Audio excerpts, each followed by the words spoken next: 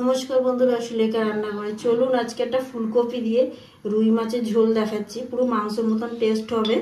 তা দেখুন, আমি প্রথমে এখানে হলুদ নুনটা মাখিয়ে নিচ্ছি, নুনটা আন্দাজ মতো। দেখো আধখানা আমি ফুলকপি কেটে নিয়েছি। এখানে দুটো আলু আমি নিয়েছি বড় বড় সাইজের। তা আমি এখন একটু ভাপিয়ে নেবো ফুলকপিটা। তো এটা আমি গরম জল একটু ফুটছে, নুন ফেলে দিলাম। জলটা ফুটছে, আমি ফুলকপিটা দিয়ে দিলাম। কালারটা শুধু চেঞ্জ হয়েছে। এবার আমি ফুলকপিটাকে লাবিয়ে নিচ্ছি। সর্ষে তেলে মাছটা করব, আপনারা চাইলে সাদা তেলেও করতে পারেন। তো তেলটা গরম হয়ে গেছে, আমি মাছটা দিয়ে দিলাম।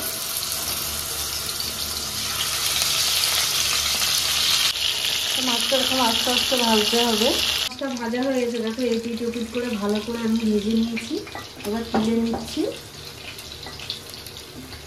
এবার এই তেলে আমি ফুলকপিটা ভেজে নেবো।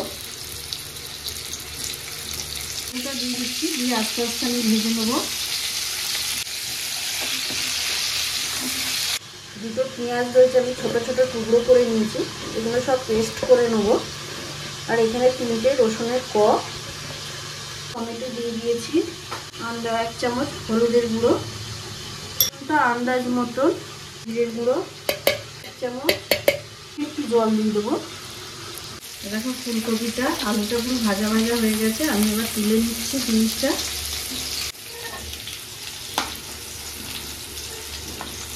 অল্প একটু তেল লাগবে, তেল একটু দিয়ে দিচ্ছি। তো এখানে গোটা জিরে দিলাম, কাঁচা লঙ্কা আর একটা শুকনো লঙ্কা দিয়ে দিলাম। এটা ধুয়ে একটু আমি জল দিয়ে দিচ্ছি। তো এখানে আমি আদা বাটাটা অ্যাড করে দিলাম। আদা বাটা দেওয়া হয়নি, কাশ্মীরি লঙ্কার গুঁড়ো আমি ব্যবহার করলাম একটু কালারটার আসার জন্য। লঙ্কার গুঁড়ো দিচ্ছি ঝালের জন্য। এটাকে আমি ঢাকনা দিয়ে সিমে কিছুক্ষণ রেখে দেবো, ভালো মশলাটার কালার চলে আসার জন্য। এখানে অল্প একটু আমি মটরশুঁটি দিলাম মাছের ঝোলটা। আলুটা আমি দিয়ে দিচ্ছি, দিয়ে এর সাথে ভালো করে কষতে থাকবো। মশলাটা পুরো কষা কষা হয়ে গেছে। আমি এখানে একটু অল্প মিষ্টি ব্যবহার করলাম, যেহেতু ফুলকপি আছে। এখানে একটু গরম মশলাও দিয়ে দিলাম। ওটা এবার আন্দাজ মতন দিতে হবে। দিয়ে দিলাম। মাছের ঝোলটা ফুটে গেছে, এবার আমি মাছগুলো দিয়ে দিচ্ছি।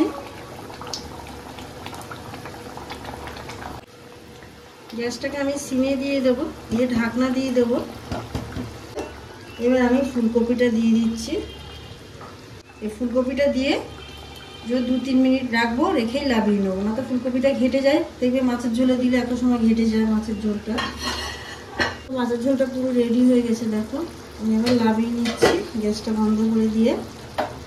তো মাছের ঝোলটা পুরো রেডি হয়ে গেছে, দেখো আমি তুলে নিচ্ছি।